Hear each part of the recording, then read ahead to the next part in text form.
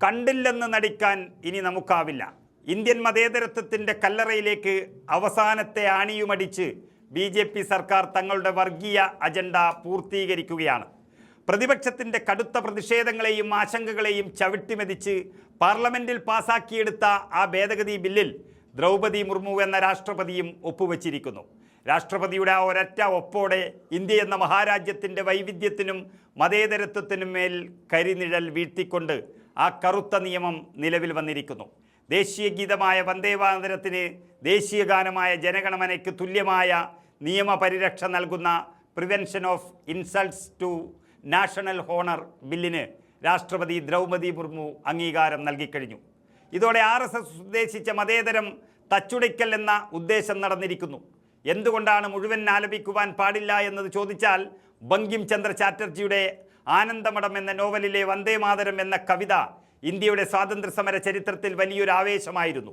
സ്വാതന്ത്ര്യാനന്തരം ഇതിനെ രാജ്യത്തിൻ്റെ ഔദ്യോഗിക ദേശീയ ഗീതമായി അംഗീകരിക്കുകയും ചെയ്തു. വന്ദേമാതരം കവിതയിൽ ആകെ 6 ചരണങ്ങളാണുള്ളത്. ഇതിൽ ആദ്യത്തെ 2 ചരണങ്ങളിൽ മാതൃരാജ്യത്തെയും അവിടുത്തെ പ്രകൃതി ഭംഗിയെയും കുറിച്ച് മാത്രമാണ് വിവരിക്കുന്നത്.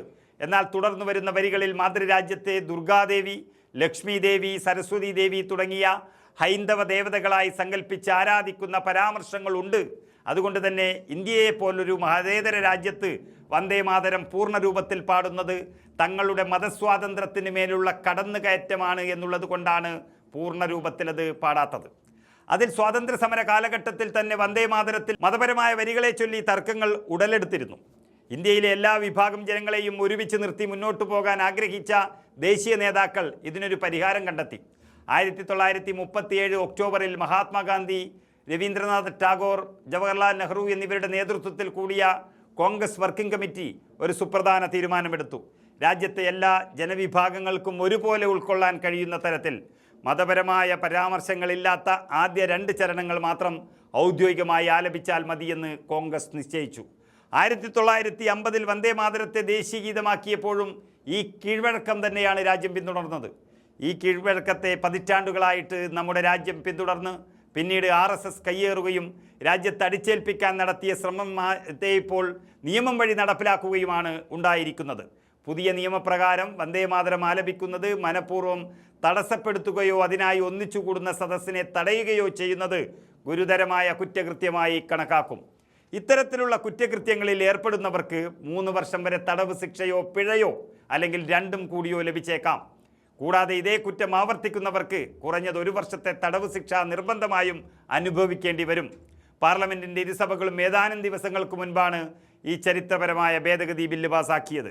ജൂലൈ 29 രാജ്യസഭ ബില്ലിന് അംഗീകാരം നൽകിയപ്പോൾ ജൂലൈ 30 ലോക്സഭയും ബില്ല് പാസാക്കി കേന്ദ്ര സർക്കാരിൻ്റെ നയപരമായ തീരുമാനത്തിന് പിന്തുണ നൽകി. തുടർന്നാണ് ഇന്നലെ രാഷ്ട്രപതി ബില്ലിൽ ഒപ്പുവെച്ച് ഔദ്യോഗിക നിയമമാക്കിയത് മാറ്റിയത്.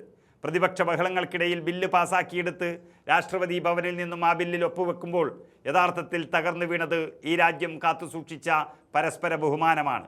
കേന്ദ്ര ആഭ്യന്തര മന്ത്രാലയം വന്ദേമാതരം ആലപിക്കുന്നതുമായി ബന്ധപ്പെട്ട് വളരെ വ്യക്തമായ ഔദ്യോഗിക പ്രോട്ടോക്കോളും മാർഗനിർദ്ദേശങ്ങളും പുറപ്പെടുവിച്ചു. ഇതനുസരിച്ച് വന്ദേമാതരത്തിൻ്റെ 6 സ്റ്റാൻസകൾ അല്ലെങ്കിൽ 3 മിനിറ്റും 10 സെക്കൻഡും ദൈർഘ്യമുള്ള ഭാഗമാണ് ഔദ്യോഗിക ചടങ്ങുകളിൽ പാടേണ്ടത്. മതേതര കെട്ടുറപ്പിനെ തകർത്തും ഇല്ലാത്ത ശത്രുക്കളെ സൃഷ്ടിച്ചും വൈകാരിക വിഷയങ്ങൾ തെരുവിലിട്ടും ജനങ്ങളെ ശ്രദ്ധ തിരിച്ചുവിടുന്ന BJPയുടെ തന്ത്രം തിരിച്ചറിയേണ്ട സമയമായി കഴിഞ്ഞു. നാളെ നമ്മുടെ ഭക്ഷണത്തെയും വസ്ത്രത്തെയും എന്ന പോലെ നമ്മുടെ വിശ്വാസങ്ങളെയും ചിന്തകളെയും വരെ ഇവർ നിയമം മൂലം കൂച്ചുവിലങ്ങിടും. രാഷ്ട്രപതിയുടെ വരവ്, ദേശീയ പതാക ഉയർത്തൽ, സംസ്ഥാന ഗവർണർമാരുടെ പ്രസംഗങ്ങൾ തുടങ്ങിയ പ്രധാനപ്പെട്ട എല്ലാ ഔദ്യോഗിക ചടങ്ങുകളിലും ഇനി മുതൽ വന്ദേമാതരം നിർബന്ധമായും ആലപിക്കണം. ദേശീയ ഗീതം ആലപിക്കുമ്പോൾ സദസ്സിലുള്ള എല്ലാവരും എഴുന്നേറ്റ് നിന്ന് പൂർണ്ണമായ ആദരവോടെയും ശ്രദ്ധയോടെയും നിൽക്കണമെന്നും പ്രോട്ടോക്കോളിൽ കർശനമായി പറയുന്നു.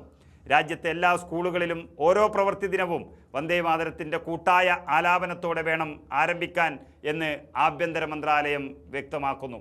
വിദ്യാർത്ഥികളിൽ ചെറുപ്പത്തിലെ തന്നെ ദേശസ്നേഹവും ദേശീയ ചിഹ്നങ്ങളോടുള്ള ആദരവും വളർത്തിയെടുക്കുക എന്ന ലക്ഷ്യത്തോടെയാണ് വിദ്യാഭ്യാസ സ്ഥാപനങ്ങൾക്കായി ഈ നിർദ്ദേശം നൽകിയിരിക്കുന്നത് എന്നാണ് പറയുന്നത്.